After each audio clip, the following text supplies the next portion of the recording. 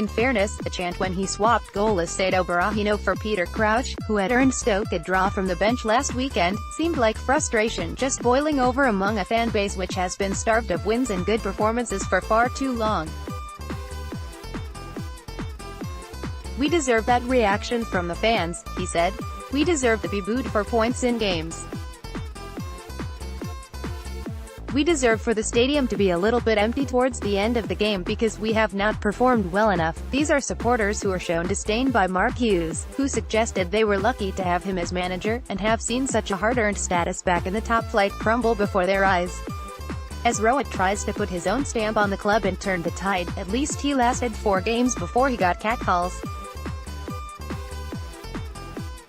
Stoke fans, when they're angry, aren't always that patient. Tony Pulis got 70 minutes. "What was Stoke like when you joined?" "An absolute shambles." Tony Pulis was asked, in time, what it was like at Stoke City when he arrived in the late autumn of 2002. There was a long pause before the manager took a deep breath. It was as if he didn't know where to start, but he finally declared, "It was an absolute shambles." The club's managerial turmoil of the time, dubbed John Thordarson sacked after winning promotion, Steve Cotterill jumping ship after 13 games, George Burlow's disappearing act at the 11th hour and Dave Kevin, the last man standing amid a disastrous run, was just the tip of the iceberg. The back pages of the Sentinel reporting on the managerial vacancy at Stoke City in late 2002. The first edition, with former Ipswich Town manager George Burley on the verge of taking the job, in the final edition after his U-turn. Image, PA photo, Nick Potts. Unity at board level was beginning to collapse. The fans felt locked out, particularly over the dismissal of the popular Thordarson, and writer Simon Lowe was lamenting the return of fighting on the terraces in his Sentinel column. Pulis must have wondered why he'd bothered. Although second choice for the job this time around, he had been Stoke's preferred candidate when Brian Little left in 1999. Instead he had gone to Bristol City, a club who he believed had more ambition than Stoke at that time. And by that, he meant they didn't have debts, hooligans, protests and a trigger-happy board. But by 2002 he'd been out of the game for 2 years fighting legal battles with former clubs Gillingham and Portsmouth.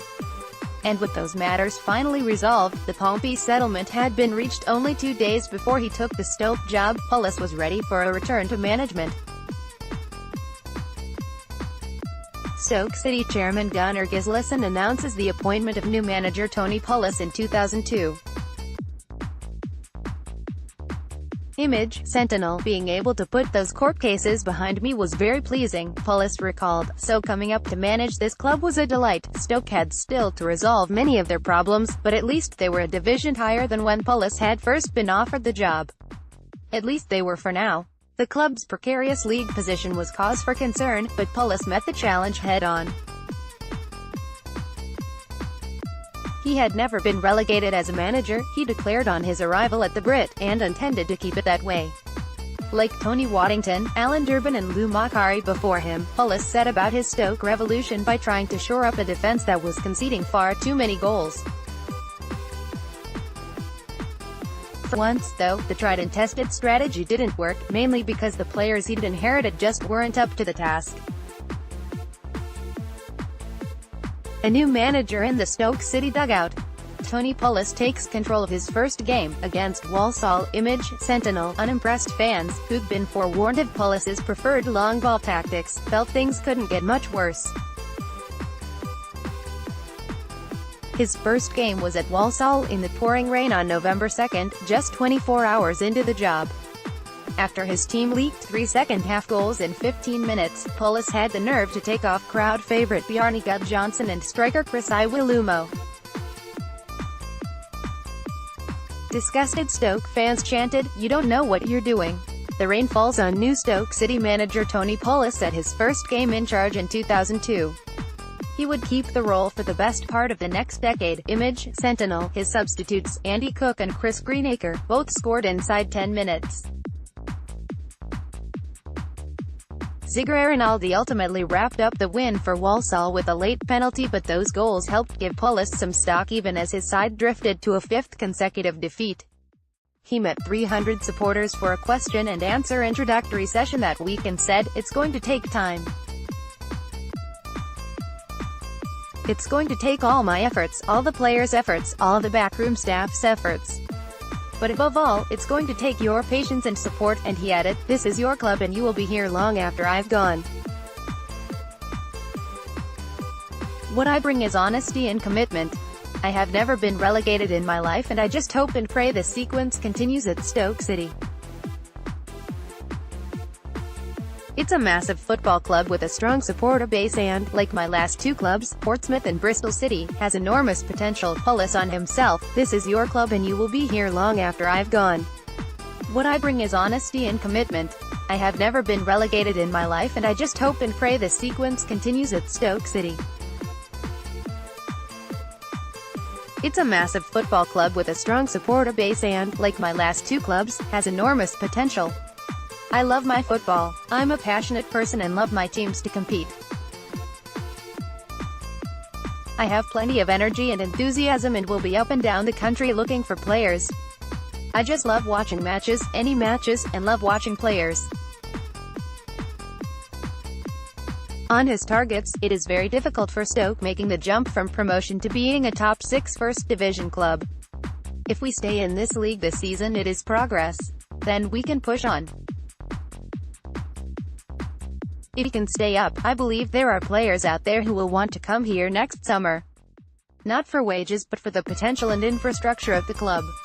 On the strength of the squad, there isn't enough there to keep us up. We have to improve the squad. We need to bring in a certain type of player to improve us. On finance, or lack of, and new signings, the Icelanders have plowed some money into this club, and I'm desperate to get money out of them. I've been on the phone quite a few times already about players. There are 2 or 3 young players I would love to bring in. Potentially they would not only improve the team, but also have potential value to the club. It's vital. Gunnar Gislason will hopefully help us. We've got to fight tooth and nail to get some money. I will be desperately trying to get some money out of the chairman. All we can do is keep asking, keep throwing players at the chairman and hope he gives us money to spend. On his type of player, the one thing players can give supporters is 110% commitment. If they do, I'm sure supporters will get behind the team. Individuals will help, but eventually it's teams which win you games. I want 11 winners. They have to have ability, but the most important thing is their character and attitude towards football and the club. I always expect the best out of every player. If they don't give it, then they are cheating not only themselves, but also the club and the supporters. I want people who can play, but they've also got to be winners. On his kind of style, at Gillingham we played positive football and played on the fact we were a big, strong, physical side who would get after players. But our best player was Andy Hessenthaler, who was 4'2", and we did pass the ball. But we wanted people outside the club thinking we were an aggressive bunch of so-and-sos. That way the opposition were taking a step back before a game. I like to play positive, front-foot football. I'm not a person who likes 15 passes in your own half. I like to play through the pitch and get in plenty of crosses and shots. We will play the way it suits us and suits the players we have in the team. On players, the power base which has been with the players for the last 5 or 6 years is slipping back to the clubs with the wages coming down. There are still players out of work and there will be even more next summer. Players are going to realize they have got to get in the real world again and clubs like Stoke City will benefit. On Stoke players, there isn't a bad lad in there. If anything, they're too nice and we need 1 or 2 leaders to come in and lead from the front. If existing players aren't good enough to keep us up, we have to change it because we cannot allow this club to go down. If there are some players here who are not as good at this level as they were in the second division, then we have to move them on. I don't want to sell our better players. We have to keep our best players and I will be doing my damnedest to do that. On youngsters, we have some great talent here. There are tremendous young players like Neil, Goodfellow and Henry. Whether it's time to blood them when we are fighting for our lives is another matter, and maybe we have to be careful with them. At the moment, the thing to address is performances and results of the first team. On foreigners, players tend to stick together, whether they are Icelandic, Irish or whatever. My idea is to mix them up because you cannot have these little cliques. I have no problem with race or creed. If they are good enough, then I'll be working with them, wherever they are from. On Thomas and Clark, I was scouting for other clubs last season and have shown my reports to Chief Scout Colin Dobson from 3 Stoke games. In each report the same 2 players have been highlighted after catching my eye, and they were Wayne Thomas and Clive Clark. But they are lacking confidence, and confidence is such a massive factor for players. On fitness, it surprised me players haven't been doing weights. Every book you read on the subject says about the importance of weight training for improving strength, pace and power. Also, fitness levels are important. We have certain drills and tests which will be brought in. I will be testing them on Monday, but I don't want to kill them. We had a meeting after training and I harped on about preparation for matches and how it starts on a Thursday. It's important they rest. It's important they eat right and take on the right fluids. Tim Exeter, who is currently working with the All Blacks, is coming over to assess their fitness and will give them individual programs. On supporters, it's going to take time. It's going to take all my efforts, all the players' efforts, all the backroom staff's efforts. But above all, it's going to take your patience and support. On opting for Bristol City before Stoke in 1999, at the time there were stories flying around I had taken Bristol City because they were a bigger club than Stoke. But I don't say anything disrespectful to other clubs. If I have something to say, I prefer saying it to people's faces, and I've fallen out with 2 chairmen as a result. On being tongue-in-cheek, Gut John took you to the playoffs twice, got you promoted, then got the sack. What chance do I have? It got worse before it got better. Stoke were already in free fall before Pulis arrived, but then lost their first 4 games under his stewardship to make it 8 in a row. It would take a further 6 games before Pulis claimed his first win, and that a 3-2 success over rock-bottom Sheffield Wednesday courtesy of a last-minute Brynjar Gunnarsson goal.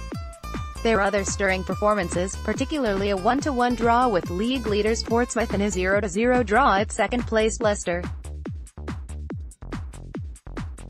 But the turning point was a humiliating 6-0 thrashing at Nottingham Forest in February. Left with no choice, Pulis rang the chairman, Gunnar Gislason, with a warning. A dejected Stoke City fan watches his side get beat 6-0 by Nottingham Forest in the spring of 2003. Image, Sentinel, he recalled, I said to him, unless we get a few players and you can write this off, because the players I'm told are good enough aren't good enough by a country mile. To be fair to him, he allowed me to do so and off we went. I'd listened to people's views within the club for far too long, and that was the point at which I thought, no, he has to be told the truth, whether he likes it or not. The key loan players brought in were much-travelled striker Ade Akinbiyi and Middlesbrough goalkeeper Mark Crossley, who made fine saves and organised the defence. There were 7 clean sheets in his 10 games for Stoke that season, which was pivotal in rescuing Stoke from the oblivion of relegation. It all came down to a final day clash with high-flying Reading at the Brit. Against all the odds, Stoke won 1-0 courtesy of an Ade Akinbiyi goal. Tony Pulis with Mark Crossley as Stoke City secure their place in the second tier thanks to a draw with Reading in 2003. Image, Sentinel Archive, and that's just as well as Pulis wondered what would have happened to Stoke had they gone down that season. He said, I think the Icelanders had a rude awakening. Running a football club in England wasn't the walk in the park they thought it was going to be. If we had got relegated that year, I'm not sure just what they would have done. It would have been a massive blow to them financially, so I'm not sure whether they would have walked away then or kept going for another year or two.